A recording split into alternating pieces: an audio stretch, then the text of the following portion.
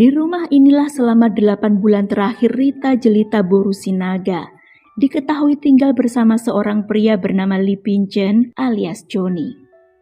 Kepada warga sekitarnya pasangan ini mengaku sebagai pasangan suami istri.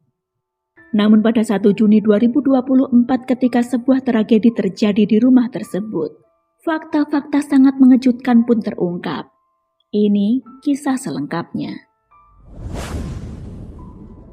Rita Jelita Borusinaga adalah seorang wanita yang tahun ini genap berusia 24 tahun.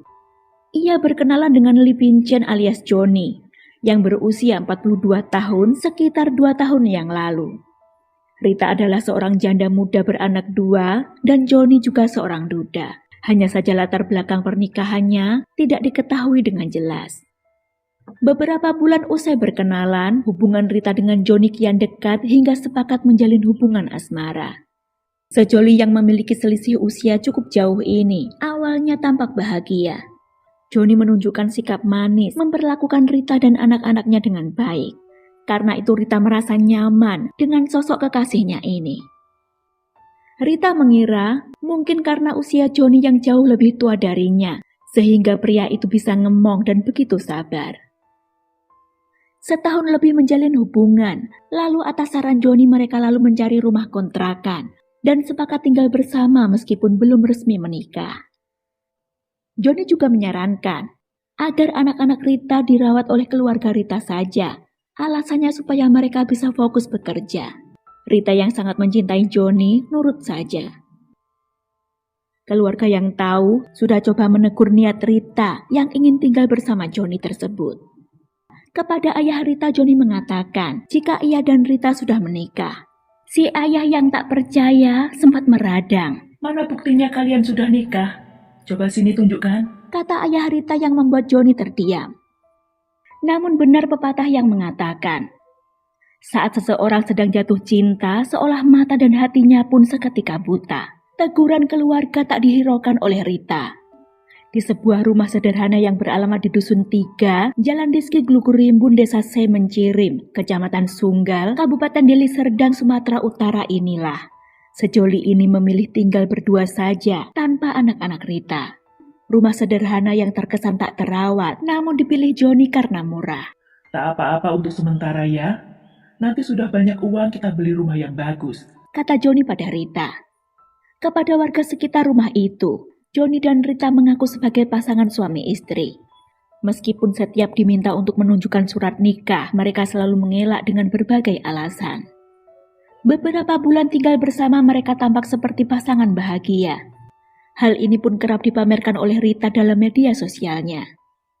Hanya saja lambat laun, Rita mulai merasa jengah dan tak nyaman lantaran Johnny tak kunjung mencari kerja. Kekasihnya itu malah mulai suka bermain judi online dan kerap meminta uang pada Rita. Karena itulah pertengkaran mulai sering terjadi di antara mereka. Hingga di suatu hari pada bulan Mei 2024, Rita yang kala itu baru pulang dari rumah orang tuanya merasa heran ketika melihat rumah tampak sepi dan pintu depan tertutup rapat. Tanpa berpikir macam-macam, wanita muda ini langsung membuka pintu rumah dan masuk begitu saja. Namun seketika detak jantung Rita semakin cepat berdetak saat pendengarannya menangkap suara-suara aneh yang berasal dari kamar tidurnya. Dengan perlahan Rita melangkahkan kakinya menuju arah kamar tidurnya untuk memastikan apa yang didengarnya. Dalam hati wanita itu ketika itu berharap, semoga saja apa yang dipikirkannya tidak benar. Tapi ketika dibukanya pintu kamar, dilihatnya Johnny sang kekasih sedang berada di atas tubuh seorang wanita dengan tanpa sehelai benang pun, dan yang lebih membuat Rita sakit hati adalah wanita itu adalah ibu tiri dari Johnny sendiri. Akibatnya keributan pun tak bisa dihindari lagi. Johnny yang malu karena kepergok lalu mengancam Rita agar tak mengadukan pada siapapun. Bahkan pria itu melayangkan pukulannya pada Rita, wanita yang sudah cukup lama tinggal bersamanya itu. Rita yang merasa hatinya hancur pun menangis sejadi-jadinya. Ia merasa tak sanggup lagi dengan kelakuan Johnny, lalu sempat menghubungi ayahnya. Kepada sang ayah, Rita mengadu tentang apa yang terjadi hari itu. Dengan menangis, Rita yang emosi meminta agar ayahnya menghubungi polisi. Kepada sang ayah, Rita mengatakan ingin meninggalkan Joni, lalu ingin membuka usaha sendiri, yakni usaha dagang telur dengan modal uang 41 juta rupiah yang dimiliki olehnya. Mendengar itu sang ayah senang. Rita dibujuk agar tak usah memperpanjang urusan dengan pria itu, tapi segera tinggalkan saja. Selain pada sang ayah, ternyata Rita juga curhat pada seorang temannya perihal Joni yang kepergok sedang bercocok tanam dengan ibu tirinya. Tinggalkan saja Mukondo dan tukang selingkuh itu, bikin repot saja, kata si teman. Namun setelahnya yang terjadi di luar dugaan. Lagi-lagi Rita luluh ketika Joni merayu, meminta maaf padanya dengan berjanji tak akan mengulangi lagi. Rita seolah lupa telah dihianati oleh Joni yang dengan menjijikkannya tidur dengan ibu tirinya. Bahkan sekian lama tinggal bersama, nyatanya tak ada niatan pria itu untuk menikahinya. Selang seminggu kemudian, tepatnya pada Sabtu 1 Juni 2024, sekitar pukul 6 pagi, Barita Sinaga, ayah Rita, tiba-tiba ditelepon oleh Joni yang mengabarkan jika Rita telah tewas lantaran ditemukan gandir dengan kain sarung di kayu atap dapur.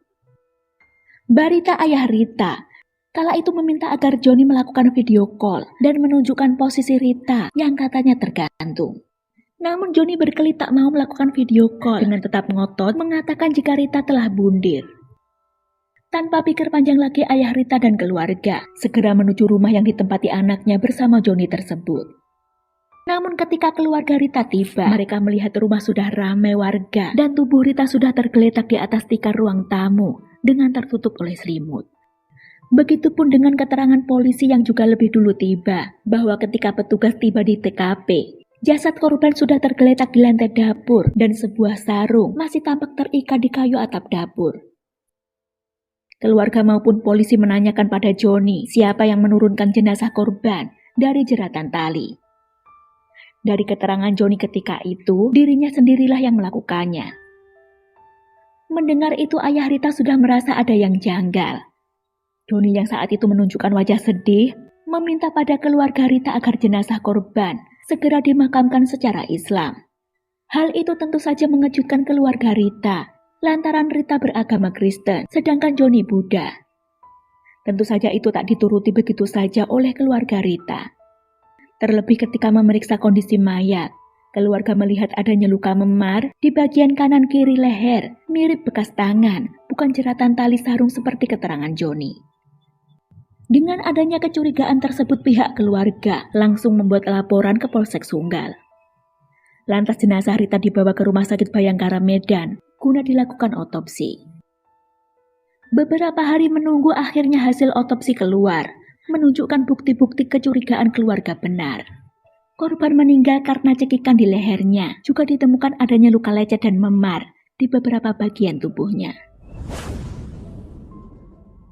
Juga dari keterangan beberapa saksi, seorang tetangga mengatakan sempat mendengar suara seseorang minta tolong di dini hari itu sebelum korban dikabarkan tewas oleh Joni. Menurut si tetangga, pagi hari itu Sabtu 1 Juni 2024, Joni berteriak sambil mengetuk pintu rumahnya mengatakan jika istrinya meninggal karena bundir. Namun saat para tetangga berdatangan, korban sudah tergeletak di lantai dapur. Joni ketika itu beralasan, ia baru saja menurunkan tubuh Rita. Atas dasar bukti hasil autopsi serta keterangan para saksi, pada 7 Juni 2024 sekitar pukul 13.00 waktu setempat, Lee Bin Chen alias Joni akhirnya ditangkap di Jalan Rizky Glukurimbun, Desa Saimencirim, Kecamatan Sunggal, Kabupaten Deli Serdang. Akan tetapi kala itu Joni tetap bersikukuh bahwa Rita sendiri yang mengakhiri hidupnya dengan bundir menggunakan tali sarung di langit-langit dapur rumah itu.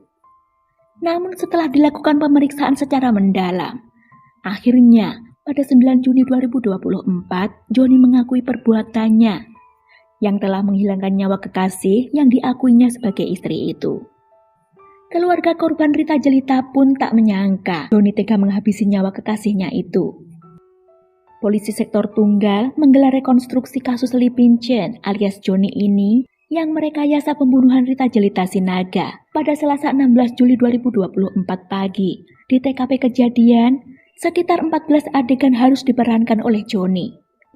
Awalnya Joni keberatan untuk memperagakan itu dengan alasan bahwa korban tidak dibunuhnya. Namun setelah dilakukan pendekatan oleh petugas, akhirnya pria keturunan Tionghoa itu mau melakukan adegan demi adegan dari aksi pembunuhan yang dilakukannya.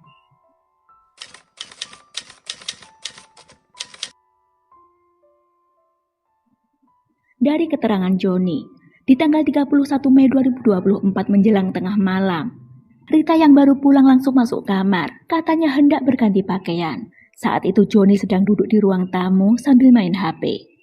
Tak berapa lama kemudian, Joni menyusul ke kamar. Ternyata Rita sudah ganti pakaian, sedang berbaring di tempat tidur. Saat itu Rita sempat meminta pada Joni agar digosokkan punggungnya yang gatal. Beberapa saat kemudian Rita pun tertidur. Dari pengakuan Joni sekitar pukul 2.30 dini hari, yang telah memasuki tanggal 1 Juni, Rita yang sudah terbangun duluan lalu membangunkannya, kemudian meminta pada Joni untuk piknik ke Brastagi. Tapi Joni tak menghiraukannya dan memilih lanjut tidur lagi. Namun Rita yang merasa diabaikan marah hingga cekcok terjadi. Saat itulah Joni mencekik leher Rita dan memukulnya beberapa kali yang seketika membuatnya kehilangan nyawa.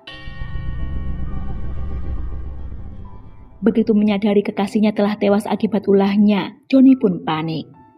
Ia mulai mencari cara untuk menutupi ulahnya. Lalu diambilnya satu sarung, diikatkan pada kayu atap dapur, berniat akan mengangkat tubuh Rita untuk diikat dan dibuat seolah-olah melakukan gantung diri.